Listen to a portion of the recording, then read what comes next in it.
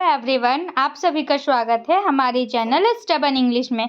तो आज का टॉपिक है हमारा हाउ शुड हार्ड टाइम का समरी। ठीक है, जो how should hard time poem है उसका समरी ही आज का हमारा टॉपिक है। और ये समरी एग्जाम में आता है, तो आपको एग्जाम में किस पैटर्न में लिखना है आइए हम उसे देखते हैं और क्या हो समरी में क्या कैसे लिखा जाता है। ठीक है, तो समरी का जो एक्सप्लेनेशन है वो हिंदी और इंग्लिश दोनों है। तो चलिए हम देखते हैं। देखिए, how should hard time bye John Milton in English and Hindi. ठीक है, ये जॉन मिल्टन के द्वारा लिखा हो गया पोयम है। जॉन मिल्टन जो फेमस राइटर है। ठीक है, अब देखिए समरी में क्या है। देखिए, the poem how should hard time is a introspective and melancholic reflection on the passage of time। ठीक है, जो हार्ड टाइम का जो पोयम है उसमें how should hard time Kavita John Milton के द्वारा लिखा गया है। ठीक है, और इसमें क्या है, जो समय के बीतने पर एक आत्मनिरीक्षण और विषादपूर्ण चिंतन होता है। ठीक है, जैसे ये है ना, देखिए, इंट्रोस्पेक्टिव एंड मेलांकोलिक रिफ्लेक्शन, इसका मतलब है आत्मनिरीक्षण और विषादपूर्ण चिंतन। ठीक है, तो देखिए इसके बाद है the speaker John Milton laments the loss of his youth and the Swift passage of the time. ठीक है, ऑफ टाइम। तो यहाँ पे क्या है, कवि जो अपना युवावस्था खो रहे हैं ना, उनका जो युवावस्था है वो खत्म हो रहा है, जो फास्ट तेजी से खत्म हो रहा है। ठीक है, तो देखिए, he personifies time as a thief that steal away he is 23rd year. ठीक है, तो उनका जो 23वां साल है वो जल्दी से, जो युवावस्था उनका है 23वां साल, वो समय चुराता जा रहा है। ठीक है, तो यहाँ पे वो जो टाइम है उसको पर्सोनिफाइज किए हैं। टाइम को किससे में ये रिलेट किए हैं, चोर से। ठीक है, कि उनका जो टाइम है, जो युवावस्था है, वो टाइम चुराता जा रहा है। ठीक है, अब देखिए, living him feeling incomplete and देखिए अनफुलफिल्ड। ठीक है, उनका जो living in feeling incomplete and unfulfilled है।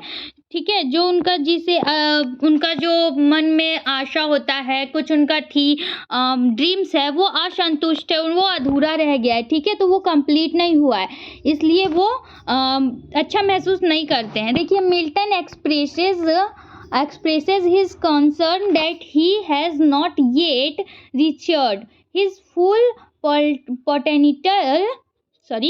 potential and that his inner response has not yet appeared। ठीक है, उनका जो अधूरा सपना है वो कंप्लीट नहीं हुआ है, तो वो उसे कंप्लीट करने के लिए कंप्लीट करना चाह रहे हैं, लेकिन फिर भी वो इसे ये क्या बोलते हैं, उसको मान लेते हैं कि ठीक है, चलो मेरा यूथ ईयर है, अवस्था है, युवावस्था, वो चला गया, उससे कोई फर्क नहीं पड़ता है, वो उसको मान लेते हैं क्योंकि वो समय के साथ बीतते जा रहा है और समय जो है वो बहुत तेजी से बीत रहा है। ठीक है, और इसका सेकंड में हम सेकंड पैराग्राफ देखते हैं। तो देखिए, सेकंड पैराग्राफ में क्या है, देखिए, the poem explores the themes of mortality and ageing and the fleeting nature of life. ठीक है, यहाँ पे जो पोयम है ना, वो किसको एक्सप्रेस कर रहा है, एक्सप्लोरेस कर रहा है मृत्यु को।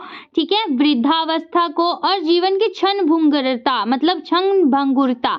जैसे कविता है ना, ये मृत्यु, ठीक है, वृद्धावस्था और जीवन की क्षण भंगुरता, मतलब जो जीवन है ना, वो एक ऐसा नहीं है कि वो जीवन लाइफ टाइम के लिए हमें मिला होता है। ठीक है, उसमें हर चीज़ एक लिमिट के लिए मिलता है, वो हर चीज़ वो बीतता जाता है। समय के साथ आदमी बच्चा होता है, सबसे पहले उनका बेबी होता है, फिर वो बेबी बड़ा होता है, फिर वो धीरे धीरे करके बूढ़ा होता है, फिर लास्ट में उनका मृत्यु हो जाता है। ठीक है, तो समय जो है वो रुका हुआ नहीं रहता है।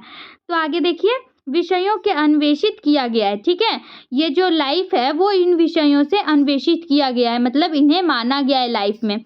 अब देखिए यहाँ पे क्या है, 1 minute। Milton acknowledges that time is relentless and unstoppable, and that it will eventually climb everyone, ठीक है। तो ये जो मिल्टन है वो स्वीकार कर लेता है इस चीज़ को, ठीक है, कि समय निरपेक्ष और अथक है, मतलब समय हमारे पास ज़्यादा नहीं है और पर्याप्त मात्रा में है, और यह अंततः सभी को अपना बना लेगा, ठीक है। समय जो वो सभी के साथ से सभी को सेम समय मिलता है, वो किसी को एक्स्ट्रा समय नहीं दिया जा सकता है। जैसे उसको 24 आवर्स दिन का मिल रहा है तो आपको भी 24 आवर्स ही मिलता है, ठीक है। तो एक्स्ट्रा टाइम किसी को नहीं मिलता है। अब देखिए यहाँ पे he concludes that regardless of whether his life is long और शॉर्ट, ठीक है। इनका जो वह निष्कर्ष करते हैं कि जो चाहे उनका जीवन लंबा हो या छोटा हो, ठीक है, वो निष्कर्ष करते हैं, रिगार्डलेस करते हैं इस चीज़ का कि जो उनका जीवन है वो मान लेते हैं इस चीज़ को कि जीवन लंबा या छोटा हो, वह अपने कर्तव्यों और जिम्मेदारियों को पूरा करने का प्रयास करेंगे। देखिए, he will strive to fulfil his duties and responsibilities, ठीक है। वो अपना उनका जो कर्तव्य है उसको फुलफिल करने का, फुलफिल मतलब उसको पूरा करने की और जिम्मेदारी जो है उसे पूरा करेंगे और पूरा फुल प्रयास करेंगे कि समय के अंदर ही वो काम हो जाए, ठीक है। तो आइए अब हम थर्ड पैराग्राफ देखते हैं। थर्ड पैराग्राफ में है, देखिए इसे ज़्यादा लॉन्ग नहीं है तो आई थिंक आप लोगों को बहुत अच्छे से समझ आ जाएगी और एग्ज़ाम में लिखने में कोई प्रॉब्लम नहीं होगी, ठीक है। और चैनल में जो न्यू है वो चैनल को सब्सक्राइब कर दें और बेल आइकन को प्रेस कर दें। देखिए, the poems central message it that time is precious, ठीक है। यहाँ पे कविता का जो क्या बोलते हैं संदेश होता है ना, कविता का जो सारांश होता है कि कविता हमको क्या बताना चाहता है, तो ये बता रहा है टाइम इज प्रीशियस, जो समय है वो मूल्यवान है, and one should make the most of it, ठीक है। और इसका सदुपयोग करना चाहिए, इनका जो इस समय का हमें सदुपयोग करना चाहिए, दुरुपयोग कभी नहीं करना चाहिए, ठीक है। देखिए, Milton agrees himself and others to seize the day, ठीक है। और जो मिल्टन है वो स्वयं और दूसरों को समय का उपयोग करने के लिए बताते हैं। देखिए, and make the most of the time available, ठीक है। और वो जीवन को पूरी तरह से जीने के लिए प्रेरित करता है। वो टाइम को बताते हैं कि टाइम बहुत प्रीशियस है, उसे अच्छे से बिताइए, बहुत ज़्यादा वो मूल्यवान है, और समय को अपने जो भी वर्क आप कर रहे हैं वो समय को ध्यान में रखते हुए करना चाहिए। तो इस जो पोएट्री है उसके द्वारा मिल्टन हमें यही बताना चाहते थे कि समय मूल्यवान है और उसका सदुपयोग करें, ठीक है। तो हमारा वीडियो आज का यहीं तक का था। Thanks for watching, and video में आपको कहीं भी कोई कुछ ना समझ आए तो कमेंट सेशन में कमेंट करें और मैं उसे और अच्छे से डिफाइन करूँगी, ठीक है।